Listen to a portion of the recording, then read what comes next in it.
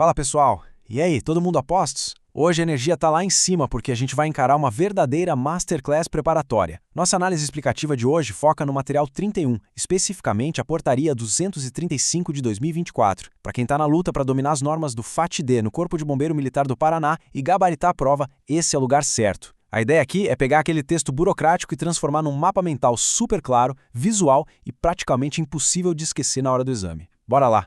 Dando uma olhada rápida no nosso roteiro, a gente dividiu tudo assim. Primeiro, a introdução ao FAT-D. Segundo, as regras de expedição. Em terceiro, a figura do encarregado. Quarto, a identificação e preenchimento.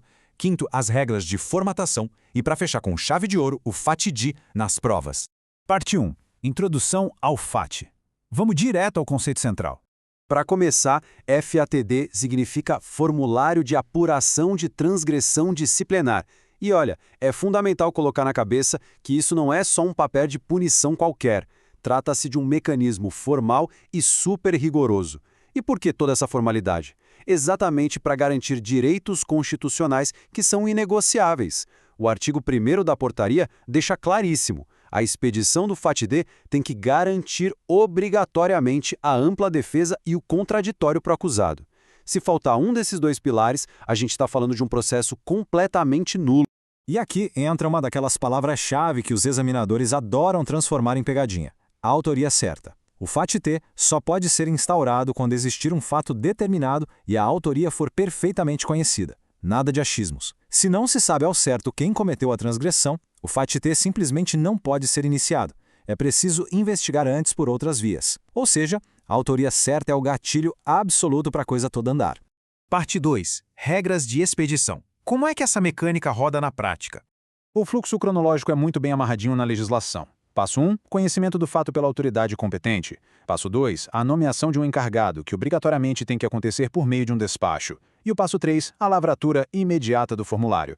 E atenção redobrada agora, porque o detalhe de ouro para o concurso está lá no artigo 4º. O relógio do prazo para a conclusão só começa a contar a partir dessa lavratura. Não é da data do fato, nem da nomeação, é da lavratura. Agora, e quando a ocorrência envolve vários infratores? O artigo 2º não deixa margem para dúvida. Vários acusados exigem FATs separados. Nada de fazer um pacotão para economizar papel. Cada bombeiro militar ganha um formulário próprio, com numeração totalmente distinta e a imputação sendo rigorosamente individualizada. A banca com certeza vai tentar dizer que é possível colocar todo mundo num único documento por economia processual. Falso. A regra é separar e individualizar sempre. Parte 3. A figura do encarregado. Vamos falar sobre os atores e a hierarquia do processo. Pela regra geral, a autoridade expede pessoalmente ou designa um oficial ou aspirante a oficial para ser o encarregado. Mas, convenhamos, prova de concurso ama cobrar as exceções, certo? A norma permite que subtenentes e sargentos assumam a instrução desde que sejam mais antigos que o acusado. E aqui vem o detalhe mais suculento de todos. O cadete do 3º ano do curso de formação de oficiais pode ser o encarregado, mas só se o acusado for um cadete mais moderno, do 1º ou 2º ano, ou então um aluno do curso de formação de praças. É o típico detalhezinho que separa os aprovados do resto. E o que esse encarregado faz? Os deveres são claros. Ele instrui o processo, ouve as pessoas, produz as provas necessárias e elabora um relatório com partes expositiva e conclusiva. Só que tem uma exceção gigantesca no parágrafo 6º. Se o FAD for expedido por uma praça que já possui competência disciplinar regulamentar, ela mesma faz tudo, instrui e até decide. E o relatório final é totalmente dispensado. Essa dispensa de relatório é uma pegadinha clássica em exames, então vale a pena destacar. Parte 4. Identificação e preenchimento. Entrando agora nos famosos requisitos burocráticos.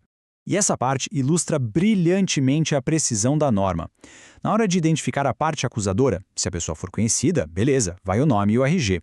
Mas e se não houver a identificação clara de quem ofendeu? O formulário jamais pode ficar em branco.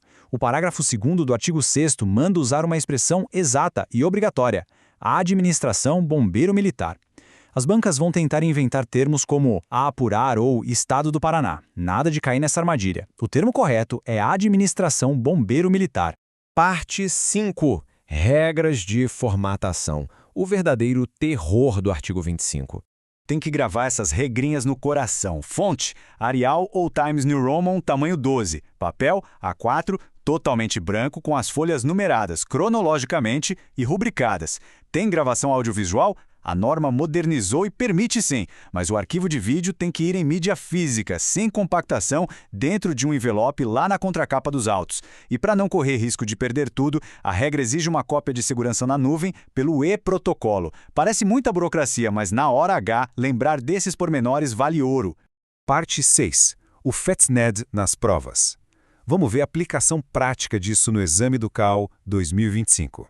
Como é que tudo isso vira questão na vida real? Analisando a prova do disputadíssimo Curso de Aperfeiçoamento de Oficiais da turma de 2025, fica óbvia a importância de dominar a letra da lei. A questão 25 cobrou exatamente as regras de formatação do artigo 25, que a gente acabou de revisar. A banca listou 5 afirmativas completas detalhando a fonte, o tamanho do papel, o uso do vídeo, o tal do envelope na contracapa e o backup no e-protocolo. Um autêntico teste de memória visual. E o gabarito oficial confirmou. A resposta era a alternativa A.